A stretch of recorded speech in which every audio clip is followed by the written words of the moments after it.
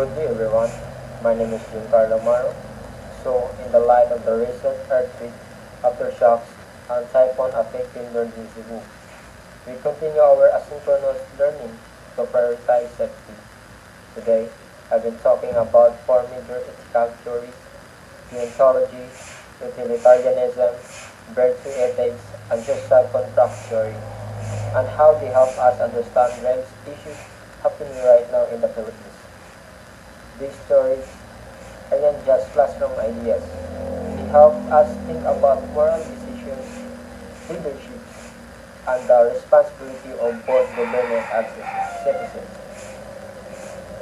especially, especially during crises like disasters, corruptions, controversies, and public emergencies. So, let's take a closer look at how each ethical theories apply to real-life situations we're experienced recently. Deontology, Kantian ethics. First, we have deontology, a duty-based ethical theory. According to Immanuel Kant, action are moral if they follow moral duties and universal rules, meaning something is right, not because of the consequences, but because it follows a principle that should apply to everyone. This is also known as the categorical imperative. Act only in a way you would want everyone else to act. Now, let's connect this to the Philippines. A clear example is the issue of Coast Flood Control Project or missing disaster funds. Whenever the country faces disasters like floods, typhoons, or the recent earthquake, government officials are entrusted with public money for rescue, rebuilding, and protection. Under the theology, they have the duty to tell the truth, report the spending honestly, avoid corruption, follow procurement laws, provide accurate information to the people. So, if some official side information or lie about how funds were used, Scientologists would say this behavior is automatically immoral. Even if they argue we have the data to avoid panic or we wanted faster project approval. It does, it does not matter. Lying, stealing, and corruption can never be universal rules. If everyone lied or stole, societies collapses. Therefore, according to Scientology, the moral action is simple. Tell the truth, follow your duty, protect people because it is your obligation.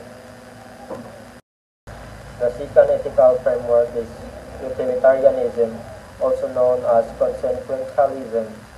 This theory says that the morality of an action depends on its outcome. The best action is the one that produces the greatest good for the greatest number of people. Let's apply this to the northern Cebu. Earthquake and recent typhoons. After the quake, local governments had limited resources.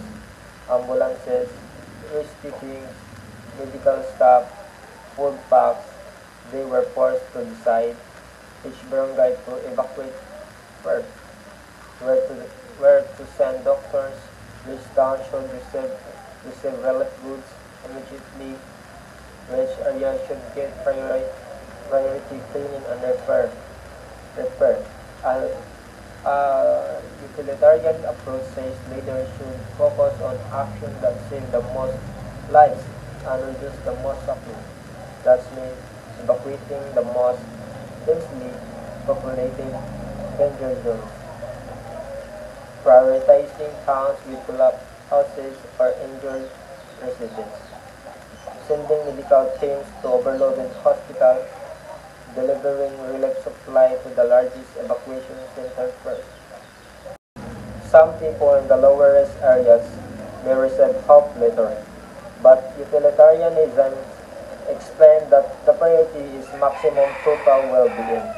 In the simple terms, choose the action that helps the greatest number. even if the choice is difficult. The third ethical theory is virtue ethics, developed by Aristotle. Unlike other theories that focuses on rules or consequences, virtue ethics is about character.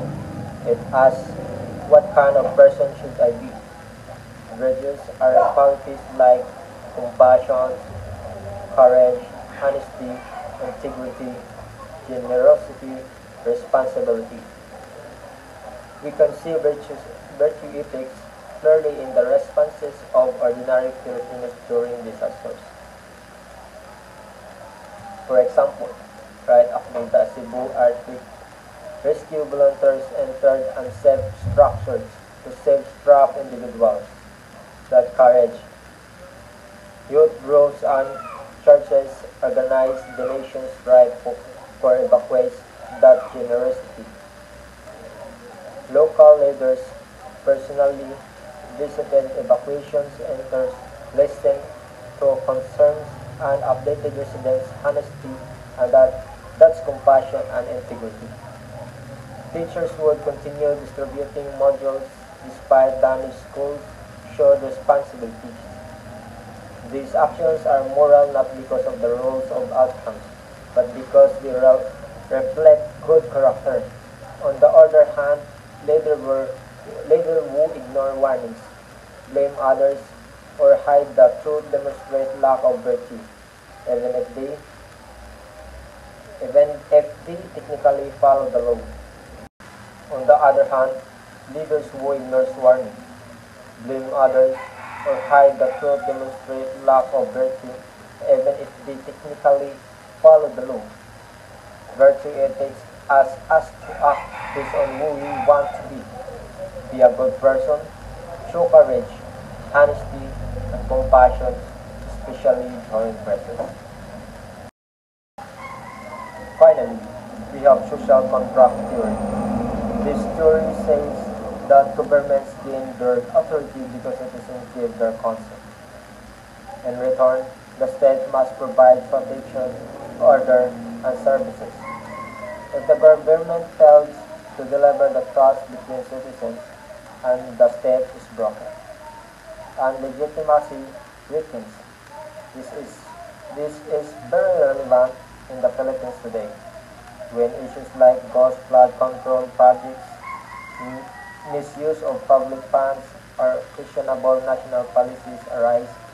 People begin losing trust in the government.